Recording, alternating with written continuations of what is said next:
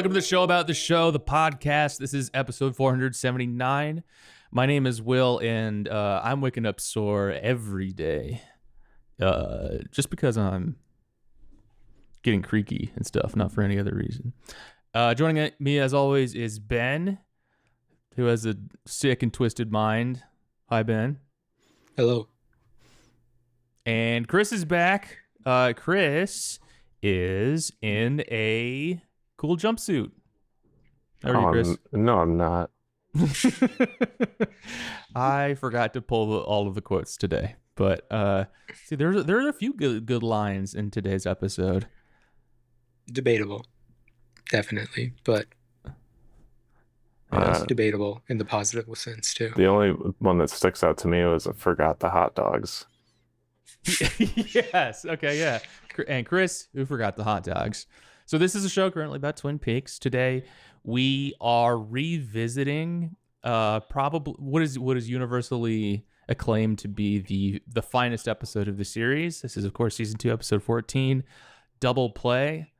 This was directed by Uli Edel and written by Scott Frost. Ben, you're kind of responsible for picking up this episode. Okay. Can you care to explain? On a technicality, I think.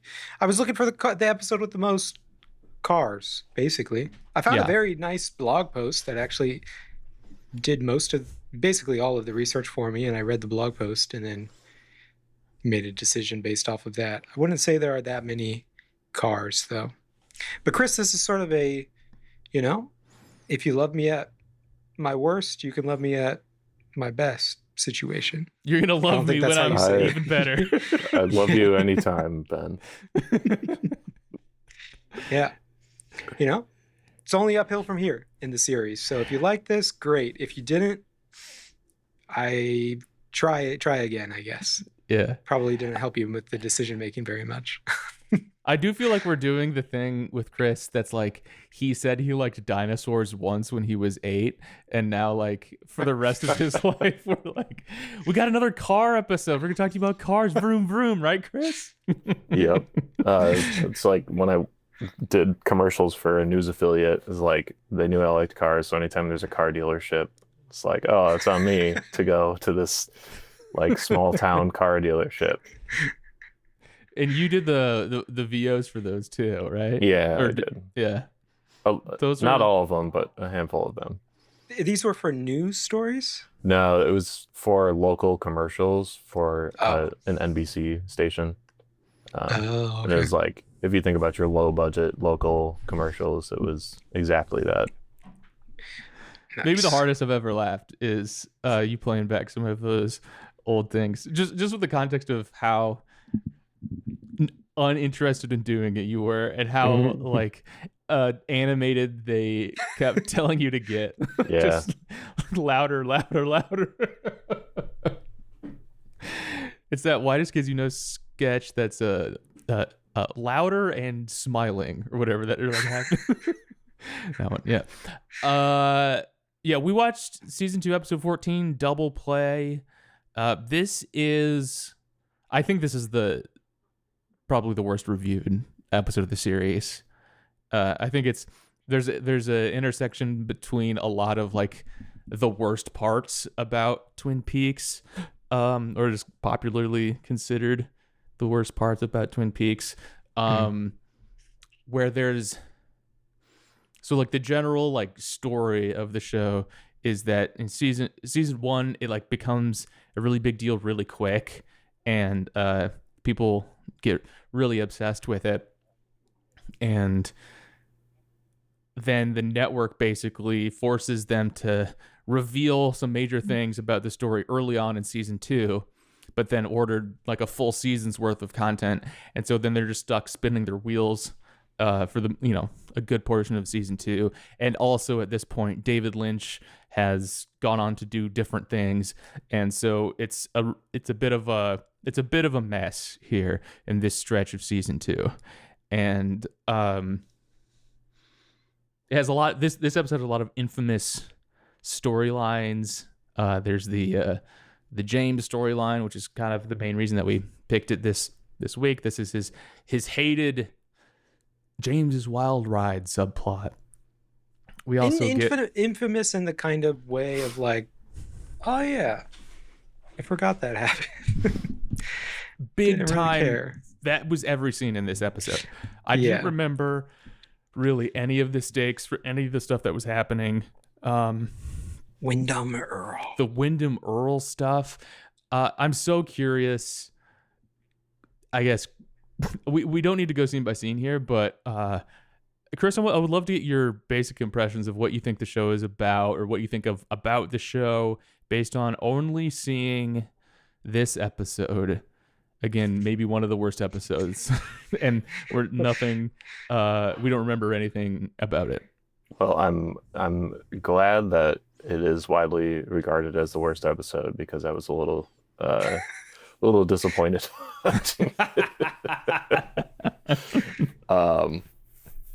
There's so many characters in this show. It's like every scene introduces somebody else. It's like, well, who the hell is that? Obviously, I'm jumping into the show like towards the end, so. But they also do just randomly introduce two new, like, identical old white men in this episode as well. Like, those are also new to everybody else. I think, right? Like, this is where we see Andrew and Thomas for the first time, and like the nympho lady, is she new also, or she's been around a few times. She's been around, let's just say. It also does seem like every scene, like two people were about to fuck, like, or do it. Sorry. Yeah. No, I agree, Chris. And that is part of the. I think that does.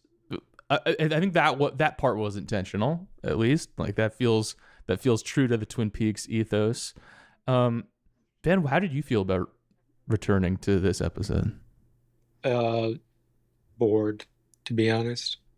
I was thinking about you, Chris, while watching it, and just thinking this will be good little friendship test thing between you and Will, to see if Will I was gonna message you, Will, and say you should say that this was such a good episode, just to see what Chris says. Oh, that would have been a good bit.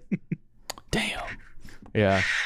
We thought we'd treat you to the... Would you be able to pretend your way through an hour of talking about this thing? I think I could, because I actually did enjoy myself quite a bit watching this episode. Well, no, I'm wondering, Chris, would you have been able to fake your way through an hour of pretending that we didn't make you watch the crappiest episode in Twin Peaks? No, I feel like I'm usually pretty honest to Will.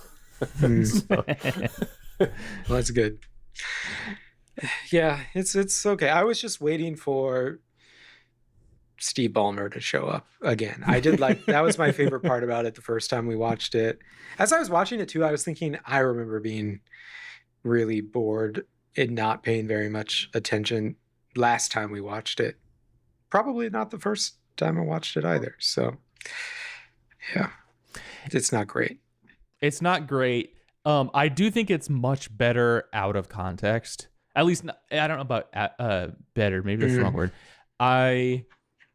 Now knowing, like, now that I've seen it all, and I'm not like really hungry for finding out where like the big things go in it, and I can just sit and watch anything happen at this point. Like this actually was kind of a good time. I thought.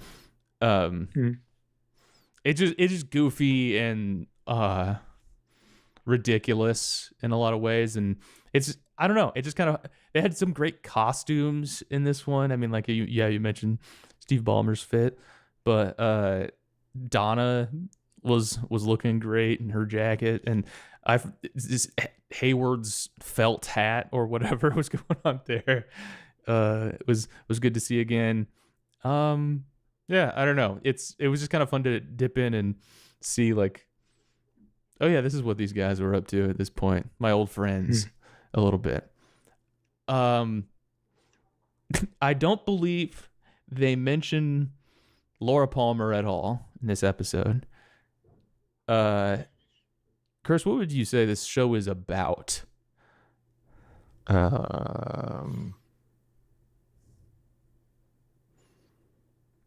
Mystery, police, sex, murder. It's to me, it's basically just a prolonged soap opera. It's like there's a lot of melodrama in every scene. Pretty good description of the show, I'd say. Actually, I guess I couldn't do a better job myself. Yeah. Yeah, maybe we should have tried watching less of the show. Yeah, because that's totally it. It is very much this iteration of the show. There's a couple of forms it takes over the years. There's like this season 1, season 2 block, then there's the movie, and then there's the return that happens in 2017.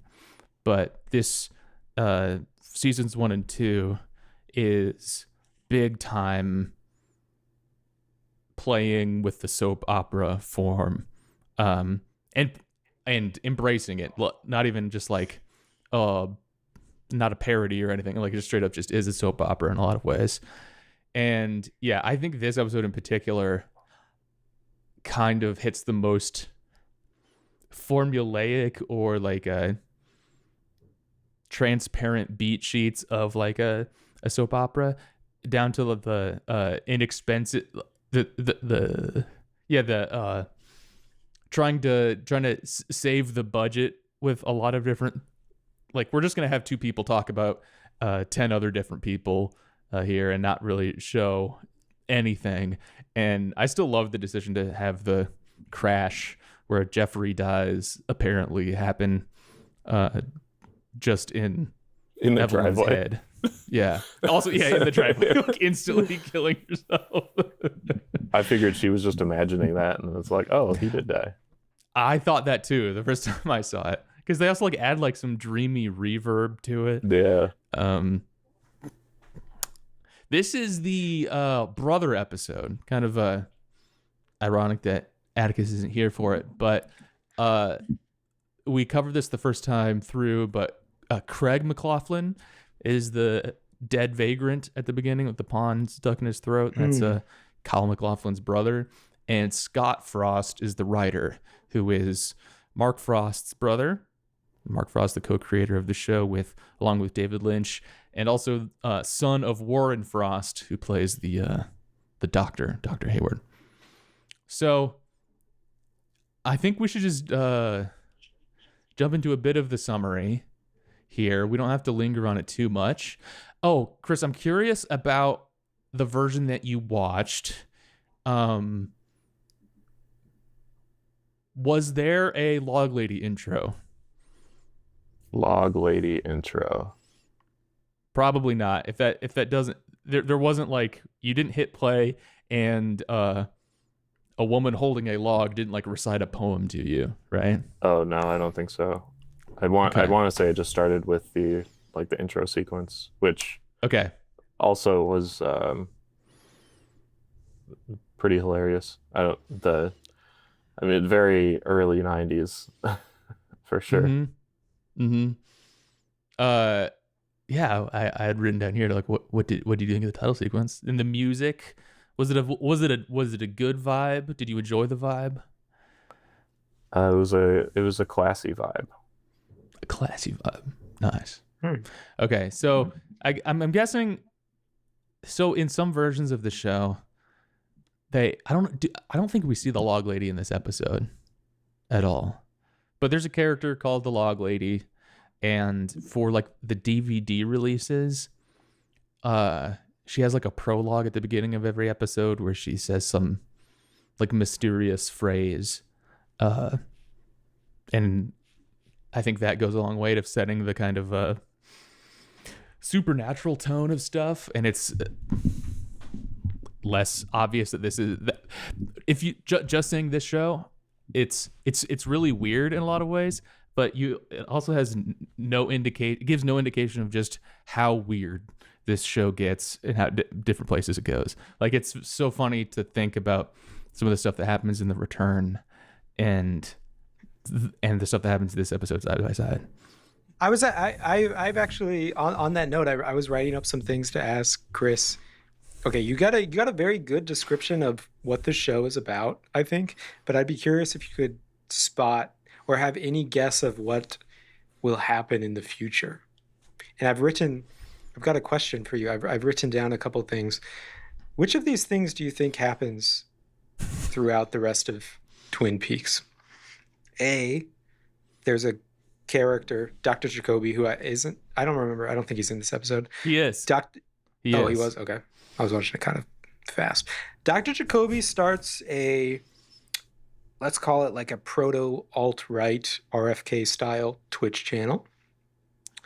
There's an extended plot line about some mob bosses in Las Vegas. C, there's an episode with a very extended scene where we watch the original A-bomb dropped. Or D, renowned British DJ Hudson Mohawk does a set at the bar in Twin Peaks. Which of those things do you think happens? Is there an all of the above option? Yes, you'd be correct. Wow. Yep. You're making me want to. We should hit all of those episodes now. Those are great. Let's just quickly go through some of through the plot here. A chess pawn is found in the mouth of the dead man. Cooper accurately predicts that a stab wound would be found on the body. Hawk announces that he found one set of footprints leading to and away from the sheriff's station. What's the when you saw one set of footprints, that was when I carried you? I could never wrap my head around that. Wait, what? Say fable. There's you're walking with Jesus on the beach or something, and then you look back and there's only one set of footprints, and that's supposed to be a big reveal. And that's when he carried you? Is that what the deal is? Do you guys know what I'm talking about? No. Sounds vaguely familiar. Okay.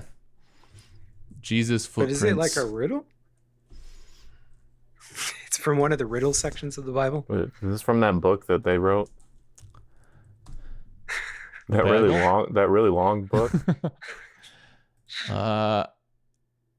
One night in a dream, I walked with the Lord by the beach. There were two footprints, mine and the Lord's. But during tough times, I just saw mine and I wondered why. So I asked the Lord, why leave me alone when I was down? The Lord said, my precious child, I never left you during your times of trial and suffering. When you saw only one set of footprints, it was then that I carried you. Okay, so I've always been mad at this poem or whatever, going to the Catholic school and stuff, because it's presented as a big in that child Albert Einstein kind of thing. Is the doctor is your mother, actually. Yeah, right. But there's the metaphor is too mixed from the jump, so it doesn't really work as revealed to me. Anyway, I was a cool child, being mad at that poem. Anyway, Hawk announces he found one set of footprints leading to and away from the sheriff's station. Cooper explains his undoubting belief that Wyndham Earle is responsible for the crime. And yeah, I don't remember at all what's going on with this story. Wyndham Earle is talked up to be this extremely big deal. Well, it's so funny. Has he been mentioned at all in the series before this? I don't know. Yeah, because we open on him, and he's talked quite a bit before we ever see him. Okay. This is the first time we see him, though, right? No, I don't think so. It is. He steps out of the shadow. You see him isn't he in the very first shot of the episode? No, it's a dead guy. Yeah. It's a person. Okay. And I'm saying I think this episode is the first time we clap eyes on the fella at all. But I think you're right that his name has been mentioned before. But this is the part where we learn okay, he was Cooper's old partner. Does it come through that Cooper is the main character? It comes through that he's one of them. I don't know. He was like the sole protagonist. That's true. He's there's a lot of main characters. Okay. It's too bad you didn't get to get more Audrey and Bobby, but we get an Audrey and Bobby scene here. Audrey explains business dealings with her father to Bobby, especially concerning Ben Horn's current mental state. I think it's a shame Audrey and Bobby never like worked out. I feel like they would have been good for each other, or good with each other. Good match, good pair. I can't imagine this meant much to you, Chris, seeing Audrey and Bobby talk about Audrey's dad. Oh, the ice thing. No, and it seemed like a segue to the next scene now, because you mentioned her What about sister? Shelley? Yeah, Shelley. Is that her sister? It's Bobby's current girlfriend, who's kind of two-timing or more. Yeah, because she was the one who was attacked by Leo. her husband. Yes, and then her other boyfriend came and saved her. That was still Bobby. That is the okay. same guy. But yes, I'm getting ahead of us. No, that's okay, because this is the next scene. It's the Shelley and Leo Bobby fight. This one confusingly blocked, edited, and it seemed to be extra long. This wasn't as fun as it could have been. I don't think, even in like if they were gonna go for the slasher thing, could have done a better job of it. I think. It's also like it was very much like a slasher where the victim was like super dumb. Like she waited until trying 2 of the locked doors to then be like, oh, I'll go out this flappy plastic thing. Yes. I thought that. Yeah. I wonder how they really fixated on like the flapping plastic at the end too, and I imagine that's supposed to be a connection to, things being wrapped in plastic being a theme of the show, but it seemed a little bit like mixing the metaphor or just kind of it being convenient again. Like, I don't know if you like really made a point by like pointing at the plastic there at the very end, but I guess, that does remind me of something else that happened earlier in the show. Ben, what did you make of the Leo menacing? It was I don't know. I mean, I guess it's a big part in the show when you're watching it end to end, but it kind of feels like nothing in this episode. I mostly think of Leo as early on when he's kind of more menacing than actually doing something that a menace would do, and then later on when he becomes whatever you call that, wheelchair ridden, unable to talk, basically in a what do you call that, coma? It's not a coma. Kind of. Yeah. Did they used to just put people in a coma and they're like, well, you can just wheel them around? I feel like today, if you're in a coma, you'd stay in the hospital. You mean paralyzed? That'd be a better way. I guess, but he's not. Is he paralyzed? I guess. I don't know. He can talk a little bit. You kind of, murmur. Yeah. Yeah, you're right. I think, it's his role ends up. He's so scary when you first meet him, and like at the very beginning of the show, and then he at least this part when he comes back to life, he gets to be scary again too. But most of my anxiety about watching Leo for the remainder of the show was like worried that, oh no, they're not going to try to redeem him, are they?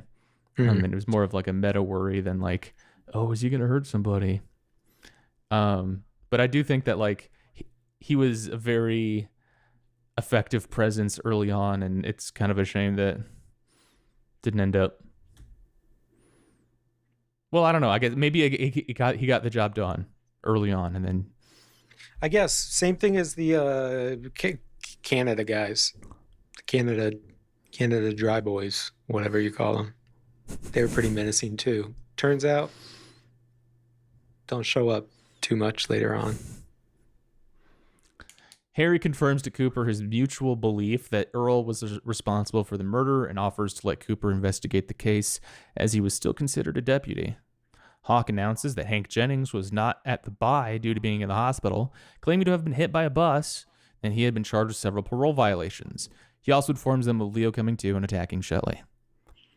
So you tracking this, Chris? Everything making sense? Yeah, which one? Did we see Hank, or was it just like No. talked about him? Okay. Yeah, just some guy. He's just a guy. Kind of looks like a mix of the other two guys in that scene. But he's a bad guy. All right. Ooh, I want to know what you think about Andy and Lucy. Andy tells Lucy that they need to talk about Nicky due to his and Dick's belief that he murdered his own parents.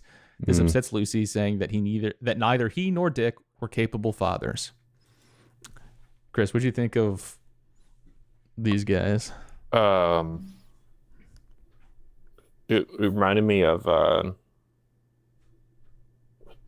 what's his name in the Scream movies, the police officer. Yes, Dewey. Dewey. He reminded me of Dewey. Just kind of not all there. And also her. He said it. Oh, That's a category for the character draft. Oh, okay. They're not all there. But I feel like both of those characters, based on this episode, I feel like they're kind of useless to the whole series. I don't know if that's true, but I feel like they're done right by the end. Like they stay central. They're part of the A- team. Like they're not. They do give birth to the greatest character of all time, though. That is true. Yes. You'll have to keep watching. I kind of want to tell this. I'm going to tell Chris this reveal, or should I not? No. No. Okay. Also, for all the listeners who are just tuning in for this one episode, yeah, I don't. You'll have to keep watching. Okay. Yeah. Andy and Lucy favorites, fan favorites, I guess. And okay. This whole like Andy and Dick, this is their whole like recent arc is being wrapped up in this episode. And the thing is, Lucy is pregnant, and both Andy and Dick, one of them might be the father, and they are both kind of competing to be the father. Lucy's going to choose one of them, and I don't think it works that way. In retrospect, the science or the law, right? I think, well, she's going to pick one of them to like be in a relationship. She says like regardless of who the father. Okay, that's true. Yeah. Yeah. Who's going to be going to co-parent the child with me? Sure. And as part of Dick's bid to become this unborn child's father, he joins Big Brothers Big Sisters, and his little is this kid named Little Nicky, who then he and Andy become convinced is the actual devil. And this was the episode where Dr. Hayward disabuses them of this notion and just tells them, like, no, he's just a kid who had a hard time. Is Little Nicky, like in the Adam Sandler thing, is that a name for the devil? Oh, that's a good point. Yeah, what do they call him in 28 Years Later? They keep talking about like Saint Nick or something. I mean, that's 28 Years Later Claus. too. Okay. Yeah. Santa is an anagram of Satan, right? Say again? The anagram, right? Santa is an anagram of Satan. Oh, so, we're on to something. Old Nick is an alternative name for the devil.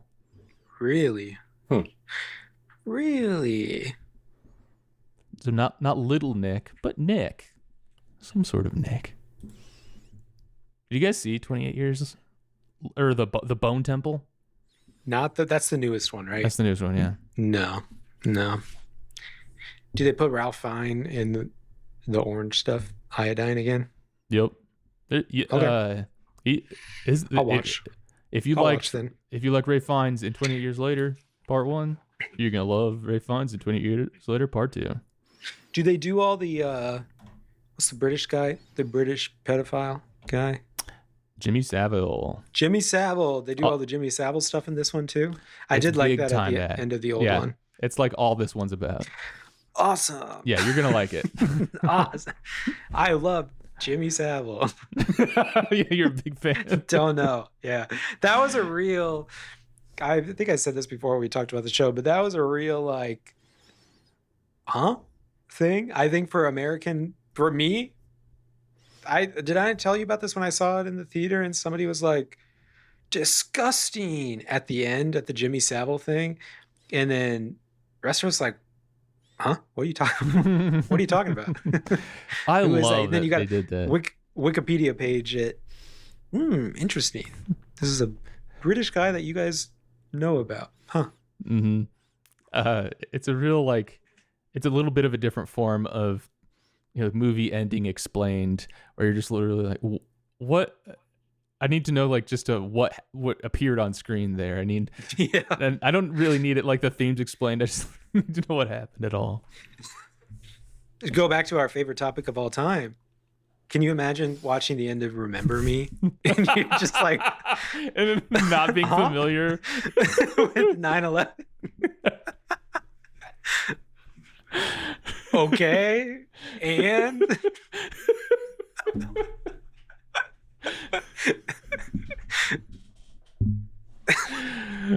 okay.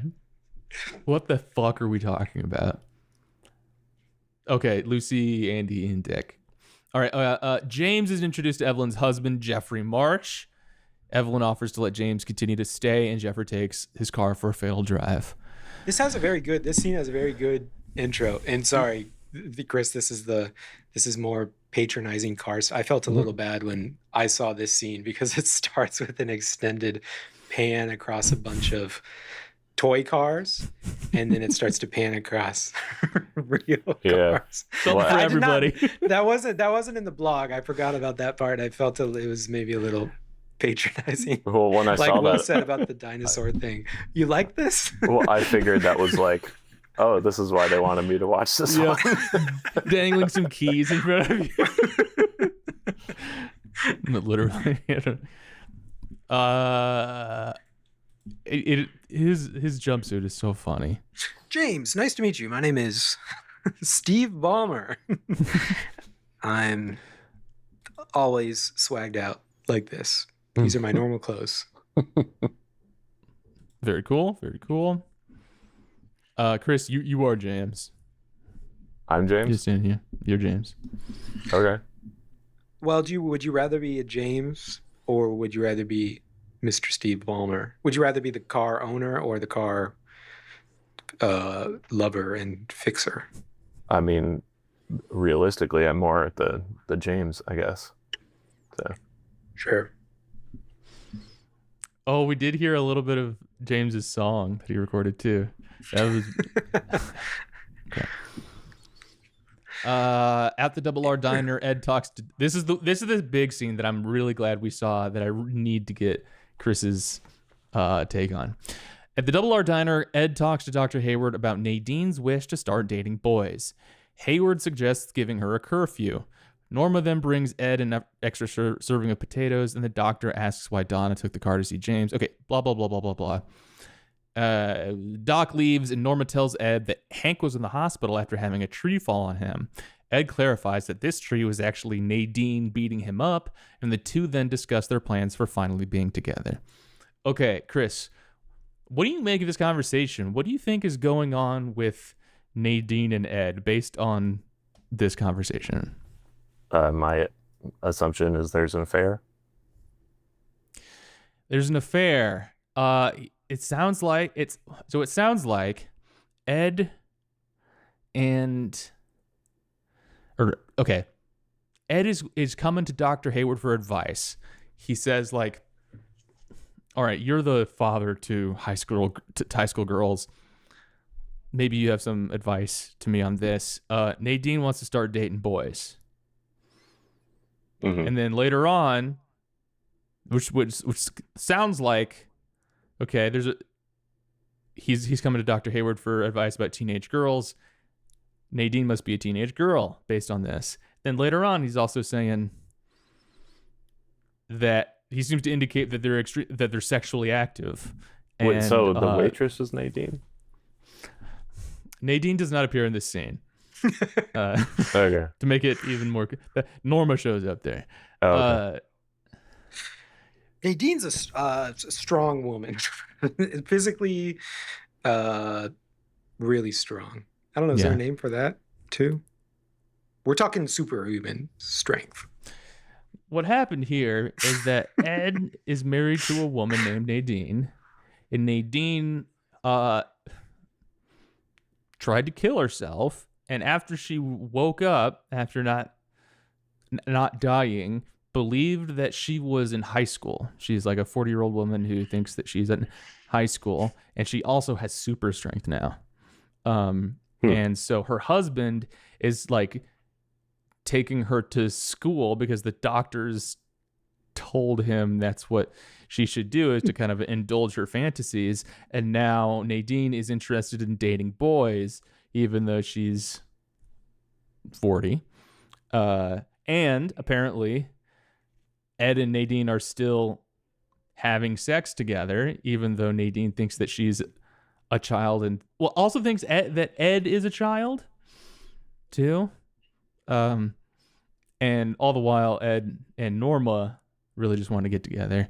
I just thought that this would be, it's not that explaining it makes it any clearer. This would be a baffling thing to try to track with having no context about what's going on with Nadine. And it's also, it's still like, this is not Ed's finest moment, I would say. I don't think he should be having sex with his wife when she's in this state, frankly. Twin Peaks has some, if it's not clear, some very old laws, weird laws about minors in this show. And sort some of of it is freewheeling it or whatever. And in a lot of ways, that's the point of the show. Like it's about like the horrible trauma of sexual violence directed at children. And then there are some episodes like this one that seem to be having a little bit too much fun with that whole concept too. It's really dip in and out of. Do we ever get an age for? Shit, now we said so many characters' names I can't even think of. Evelyn. What's Evelyn's age? Like 40? 35? Yeah, I would say late 30s, early 40s. So like approximately double James's age. Yep. Is he 17 still, or is he 18? 17, 18. That guy's supposed to be 17 or 18. He's in high school at the very least. Maybe he's a super senior. But that's a good point you bring up though, too, Ben, because the relationship between James and Evelyn, I know fans like hate this whole arc, and so I might be kind of alone in kind of liking the James and Evelyn arc. As far as the thematically, it's getting at like how, like the darkness of fucked up relationships that's inescapable, that James keeps running into. That's the part that I like about this. And I think that some of it is intentionally on theme with, like, it seems like Evelyn and James have a dark weird manipulate or a sinister relationship. It's kind of, and it's portrayed as sinister.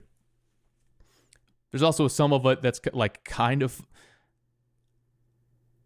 isn't it kind of like, oh, isn't it cool that like an attractive older woman is really into you, James? Like maybe there's like a touch of that. They do a pretty good job of staying with the right mix on the James and Evelyn thing, I think, overall, but which makes some of the other things, even in the same episode, like Big Ed and Nadine, where Big Ed's like, oh, I woke up sore this morning. I can't believe how much she likes it, kind of thing. Like that's it's weird to have that in the same episode where you're like kind of making a point and you're also using it to be flip at the same time. So yeah, partial success. Which, I mean, to be fair though, is also kind of possibly probably a big point of it, of all of these relationships in the show that we see. Because yeah, there's a lot of ones where like that, where it's like, well, yeah, this person's kind of pedophilic and evil, very obviously evil, and so we're not okay with that.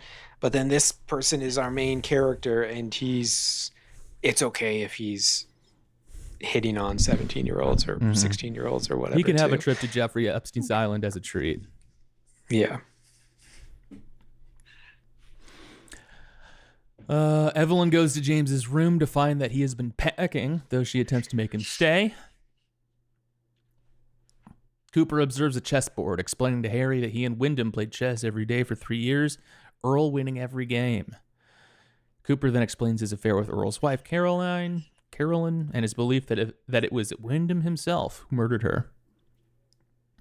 Yeah, watching this was like, I don't really... This Wyndham stuff really ended up going nowhere for me. But it also puts a lot of the loose threads of the return into perspective. Like there's a lot of stuff that kind of, we get one scene or kind of peeks into different directions the show could have gone, and seeing and remembering all the time spent on this particular thread adding up to nothing made me think, oh, that was well done to sort of retcon some of the less exciting bits of season 2. But yeah, who cares? Big who cares?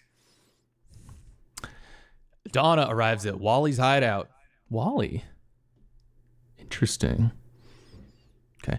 Donna arrives at Wally's hideout and orders a coffee. Evelyn sits nearby and hears Donna ask the bartender about James. Evelyn explains to her the work he did for her, but tells Donna that he left the previous day for Mexico. All right. This is next thing. So Donna is the young girl that James is also in love with. Yeah. Okay. I'm a big Donna fan. I like Donna quite a bit. She's cool. I'm looking at this scene right now. What is Seal? They got a big sign, like Budweiser style sign. Is that a fake beer or is that a real beer? SIOL. I don't know. This is a good scene too. Ben toys with his miniature Civil War reenactment with Dr. Jacoby as Jerry arrives to see his brother's current state for the first time. Jacoby explains that Ben must reach a victory for the Confederacy to return to a normal state. Ben raises a flag and begins singing Dixie with Jacoby. So this was the other reason we wanted to have you on, Chris. You're kind of the perfect guest for this episode because you spend a lot of time talking about how you wish the South won the Civil War. Well, clearly, yeah. And I think this guy has the right idea. I feel like you might see some white boys who might rock a Confederate flag sometimes. Is that true? Yeah, You run into those kinds of guys in Wisconsin? Yeah, You come across people like that. Yeah. This show takes place in the Pacific Northwest, a place where that frankly was not involved in the Civil War. And so like any even tenuous claim to it being somebody's like a heritage, whether or not that's a good excuse or not for having a Confederate flag, crumbles instantly, much the same as we might see happening here in like Iowa or Wisconsin. Yeah, so this guy, what is he's clearly has some mental issues. What has happened to him in the show? Why is Ben like this? Yeah, actually, I can't remember either. What did trigger this? He doesn't start like this. He is the owner of the lodge, or co-owner, whatever. He's the head, he runs head the lodge. dude. He runs the lodge, head guy. Smokes cigars, deals, wheels and deals, that kind of stuff. Yeah, big rich guy here. At this point, we know that he also owns like a brothel across the border to the north. Oh, is that He's anything? an investor in the brothel. Sounds like the kind of guy shareholder. that's into the South. Yeah, and his daughter is Audrey, who we see talking to Bobby earlier, does like the ice thing in her hand. And then last week when we talked about cars, that like brown Mercedes limo type thing, that's like Ben's daughter, who's like the Moneybags. He's standing for Mr. Moneybags here. Yeah, why the fuck is Ben why is he doing this? Why is he in this state? This is embarrassing. I really cannot remember. Yeah. All right, here we go. What happens here?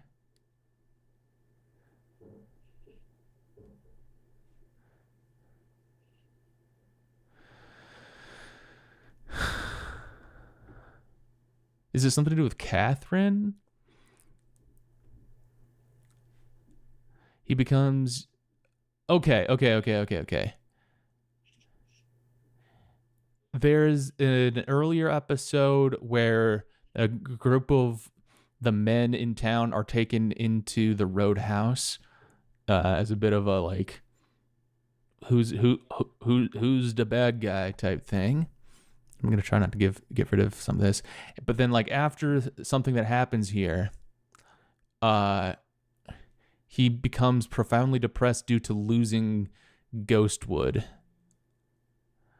So I think like the Ghostwood project falls through, and that's what sends him into this state. I guess that kind of makes sense. For his character, the racist turn, that seems to be the story of a lot of people today, of like, oh yeah, Stephen Miller he turned bald when he was like 14 years old, and everybody made fun of him, and so he decided to be racist after that point.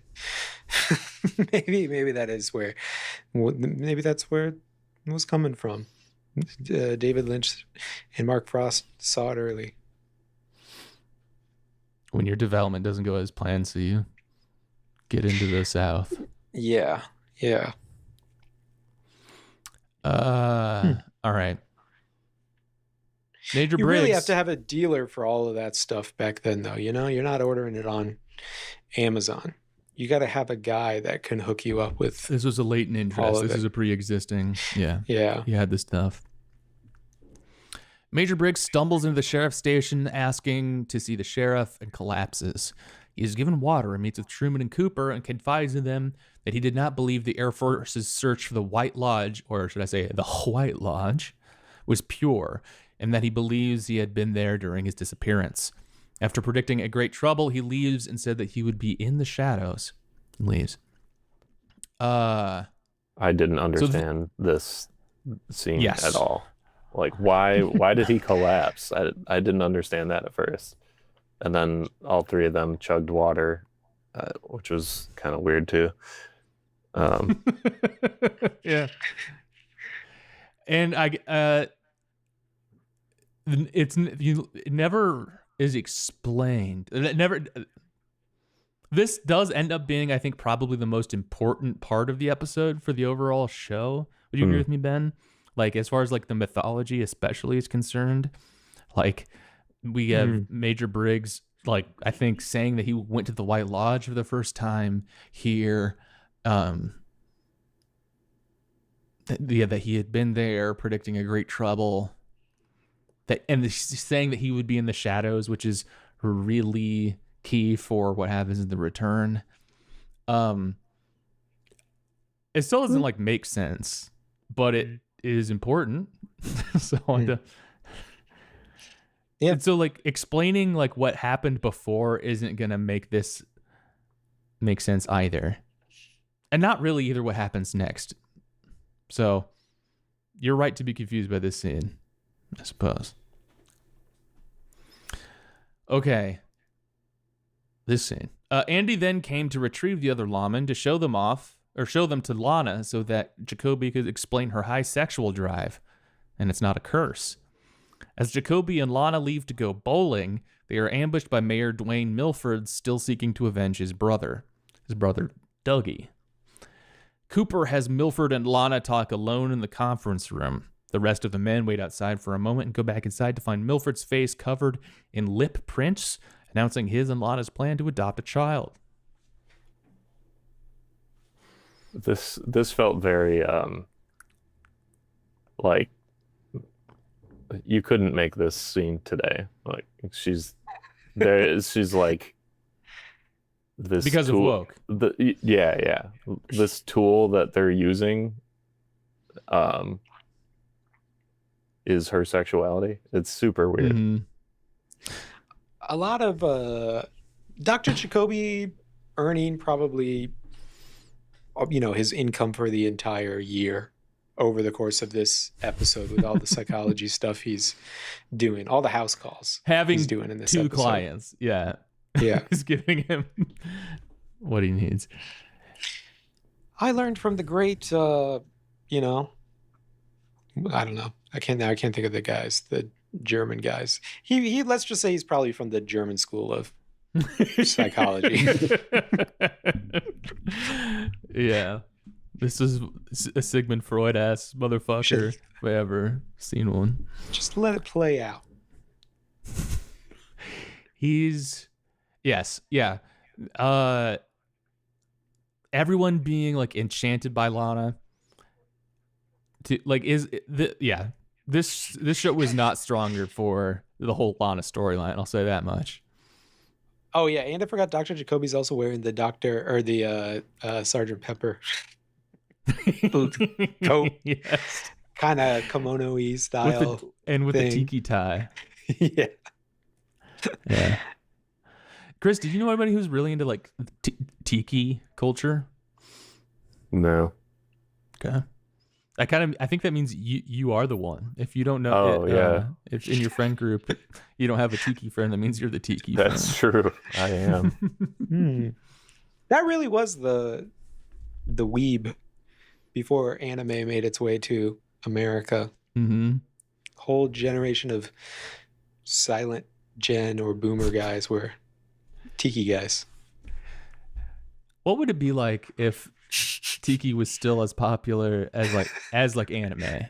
If people were, I don't know, wrapping their cars with pictures of mojitos or the pina coladas. Probably is a more appropriate cocktail. We'd have less mosquitoes because of all the torches. Yeah, there you go. Here's one for the crossover fans out there. I'm Hikikomori, which means I refuse to leave the tiki bar. All right. That probably hits for lots of our audience. Doesn't hit for me. This is not a normal way to resolve the situation. This is not a good way to do this, I don't think. Is to let the guy in there with the gun. He wants to go kill a lady and then say, well, why don't you go and talk it out with her? Yeah, they didn't take her alone. gun, or they didn't take his gun. I thought at least they would do that. Yeah, still would have been a really bad idea too. This made me. I feel like what they were kind of trying to do is like Cooper clocks that she has this effect, and he like big brains his way into figuring out like a solution in the moment, but it doesn't come across that way to me. At least it kind of seems like he really is just, he also goes ooga booga at Lana, and then for an unexplained reason just has Mayor Dwayne go in there with the shotgun, like in an unmotivated way. Yeah, this is not a good Agent Cooper episode either. Yeah, don't need any of the Lana stuff, and feministly, I think we should have had fewer women in this. No, we should. As an ally, I think. I'm such a nice guy. Next scene coming up though too, we'd have one less offensive thing happening if we had one less woman in this show with Catherine. Catherine Martell shows Pete to the still living Andrew Packard, which surprises him. They tell him that they predicted the attempt on Andrew's life by Thomas Eckert and faked his death, feeling that Pete did not need to know. Wait, so this guy that was revealed, is that the brother of the mayor? No. It's Catherine's brother. Okay. And which one's Catherine? The older lady talking about it. Right there. You might not, you wouldn't have necessarily known it from this episode, but she just took off all of the Japanese guy makeup that she'd been wearing for about 10 episodes. Pretending to be a Japanese guy for a number of episodes. And doing a very offensive accent and all that kind of stuff. Okay. Oh, so she's once again, feministly. No, not the log lady. No. She's just a rich lady in town. Okay. Also with access to a guy, a pre-existing guy with things you'd have to buy on Amazon today. Oh, wow. I see a picture of her in this state. Mm-hmm. Wow. This is another, like, you probably couldn't do this today. No. Yeah. Moment. They also, in the show, or I don't know how you put it, meta to the show, they credit her with a Japanese name for a number of episodes too, which I don't know. Did we ever get to the bottom of this, Will? Like, did people at the time not recognize that it wasn't? Well, people not recognize that it was Catherine. Also, did people at the time recognize that it was a person pretending to be a Japanese guy, or did they also believe? I think we got into this the first time we covered it. Okay. But yeah, people fell for it, and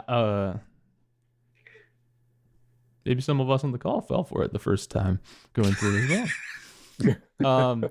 So you see that in this scene too. This is the most like. So Piper Laurie's like voice is pitch perfect soap opera like delivery. Yeah. This is a big time soap opera scene here. And the mustache guy in this scene, Pete, is probably my favorite character in the entire series. Jack Nancy, everybody's worried about the weenies. Should have gotten the hot dogs. And I guess I'm glad that you got to this was a good episode for Pete. He's usually just kind of like, he's never like a real star character, but he'll have like one or two good line deliveries in an episode, and you just like to keep them up in your head.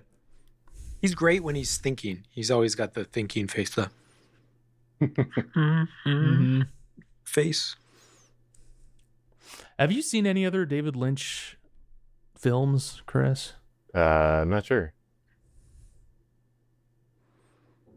Let's see if we can name some of them. Mulholland Drive. Nope. Blue Velvet. I don't think I've seen that. Inland Empire. Straight Story. I've seen the Elephant Man. Eraserhead. Elephant Man. Nice. Fire Walk with Me. Lost Highway. What am I missing? Did I get them all? You didn't get them all, but Wild at Heart. That kind Wild of at stuff. Heart. I think the only one I've seen of his movies is The Elephant Man. And I guess now an episode of Twin Peaks, but it's not one that he really had anything to do with. But Pete shows up in a lot of his other movies, like Jack Nance, I guess, the actor. Miss Jones rings for Randy St. Croix at the Great Northern Hotel to check in Eckhart. The other white guy, who cares? This doesn't go anywhere. I mean, it does, but like, who cares? It's very confusing because he just looks like the other old guy too. Yes. You know? Yeah. I really want to check into hotels like that dramatic every time now. With your devil fire reflection going. Yeah. Hayward forces a meeting with Andy, Dick, and Lucy to discuss Nikki. Truman asks Cooper to investigate whether Josie had anything to do with the murder of Jonathan Kumagi. Once again, we see that weird prop. That's the newspaper. The double exclamation points on the headline, Asian man killed. Oh, yeah. I feel like double exclamation points is... I mean, any exclamation points is pretty unprofessional. And two of to them, me. The they two were of them was goofy as hell. excited. Yeah, it makes you seem really excited about it. Hayward explains to Andy and Dick that Nikki was conceived by an assault on his immigrant mother who died in childbirth, and that the orphan Nikki went on to lose his loving foster parents in a car accident. This story moves Andy and Dick to tears. So ends the little Nikki storyline. Probably like the cringiest of scenes in the episode was these two guys crying in his office to this story. Yeah, it was bad. It sounds like you had quite a strong reaction to this scene. Yeah. You didn't find that moving? No. It could have been. You just don't think men should cry? Is that what's going on? That's clearly it. Yeah. Okay. Yeah. They're all betas. Yeah. I noticed a parallel to The Return though, with what happens at the very end of this scene. Ben, did you catch that? Maybe some connection with something Lucy does at the end of this scene to something that Candy does. No. Lucy like swats a fly and it gets it's like extra bloody on the paper at the very end here. Then in The Return, Candy swats a fly and bloodies Rodney Mitchum's face in the process. Maybe a little connection between Candy and Lucy spiritually. I don't know. As James prepares to leave, Evelyn comes to beg for him to stay, though James believes it is wrong. She tells him that she loves him, then law enforcement shows up to the home, Evelyn saying that Jeffrey died in an accident. James realizes that he was being framed for this murder, which Evelyn says was planned by Malcolm. James escapes the home and finds Donna. I think we pretty much covered the James and Evelyn stuff. But this also doesn't conclude the James story arc here. I think there's like one more thing that happens, and then he's kind of like back in the mix. But this is pretty much the end of it. Leo walks through the woods until he stumbles upon a cabin. Upon going inside, a man introduces himself to Leo as Wyndham Earl. So, Chris, who is your favorite character? Oh, I don't remember anybody's name, That's but okay. let's say Pete, because that's who I have pulled up on the screen, and he forgot the hot dogs. Good choice. Very good choice. Do you think you're gonna watch? You're gonna watch more Twin Peaks based on the strength of this episode? Yeah, I'm not sure. I feel like will probably soon this year have a lot of time sitting on the couch, so maybe I will go through the show then, but maybe won't rewatch this episode. Yeah, I think you'd be safe to skip it. Is there any other takes we need to wring out of Chris about Twin Peaks? Is there anything, other questions you have for? I feel like we have a good opportunity for like somebody who's never seen Twin Peaks and this is their only exposure to it. On a scale of 1 to 5, how would you rate it? 2, 2.5. 2.5 is generous. I think it's pretty generous. I guess I never knew that it was as old as it is. When you were telling me it was like it took place in the late 80s, early 90s, I was thinking that it was like a period piece, but it actually was made then.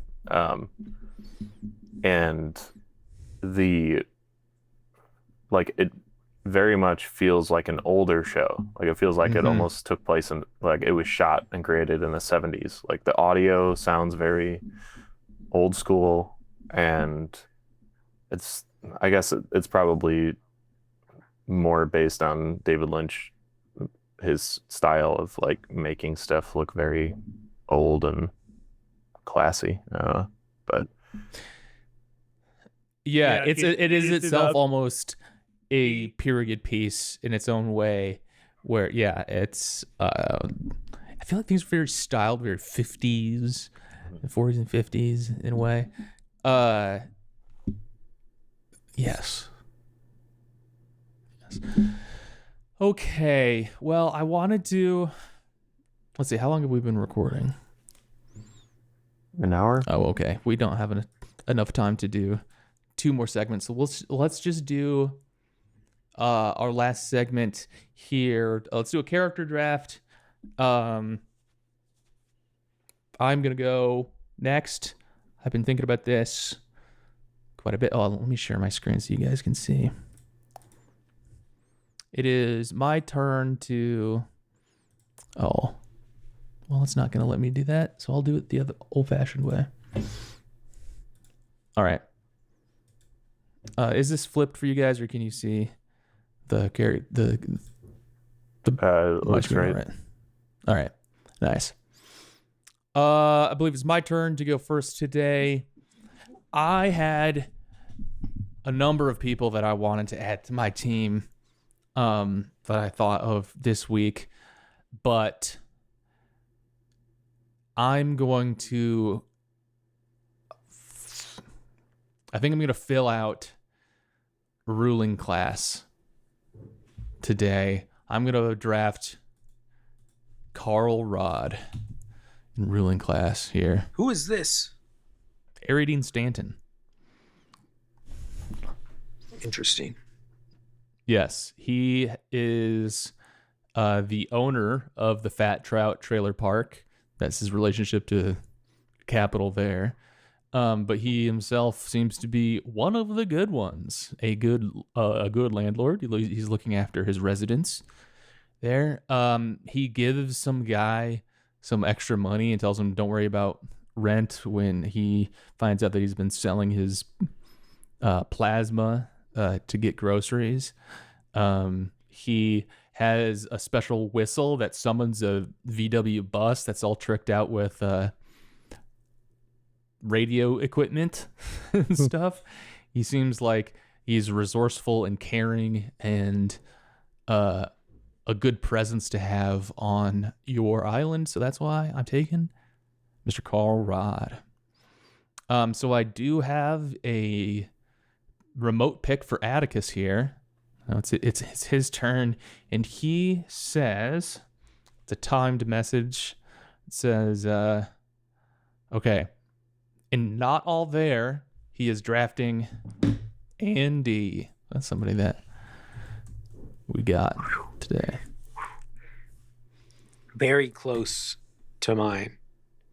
I will be drafting, same category, the rhyming Candy, Mandy, and Sandy. Ooh. Oh, as my first pick.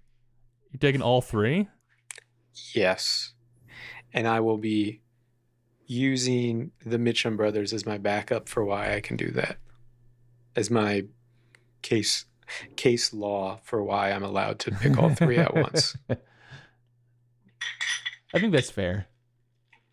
I think that I want their perfect blue style aura to be on the island, taking care of things. I'm not really sure what extra you get with Mandy and Sandy, to be honest. So I think I'm not going to fight you too hard on it. Trio energy. I suppose so. I don't know that having the three of them on the same island as Dr. Jacoby's going to be having a little bit. He's going to be having a good time on your island, I think. He's going to be having a good time on any island just due to his tiki nature. But I think he's going to be too interested in your latest pick. Well, I'm really glad that we got something filled out for Not All There. Finally, something is happening. We have something in every category. And so all we need to do is 6 more of these, I think, right? Okay. Well, Chris, who are you drafting? Who's on your team? I have no clue. Name one more character. We struggle. Yeah, with name a this character as well, who isn't usually. on the screen right now. Okay. Who isn't on the screen? That's impossible. Who? Oh wait, Cooper, is he on there? Cooper is on I here. think he is. Yeah. Okay. Well, I would not be able to name somebody who's not on the screen, but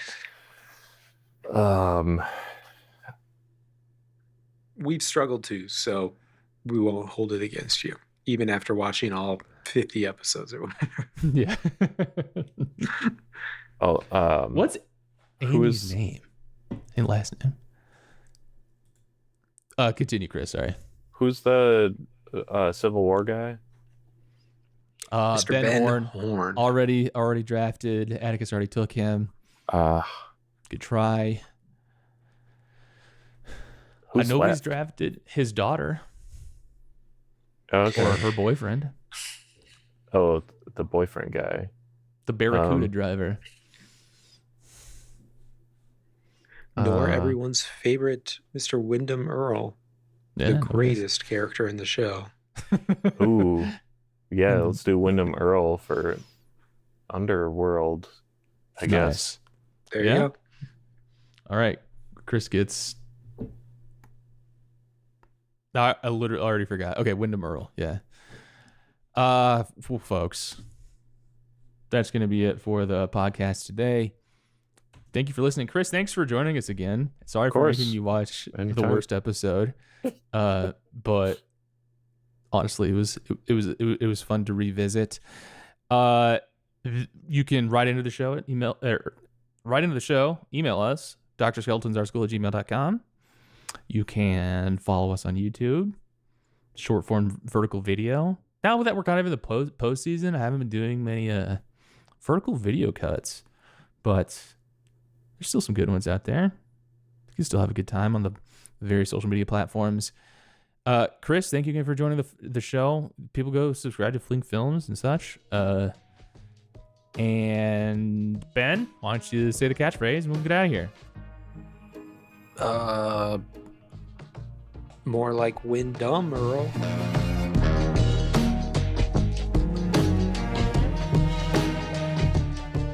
This is a brand new Extra Good podcast. Learn more at brandnewextragood.com.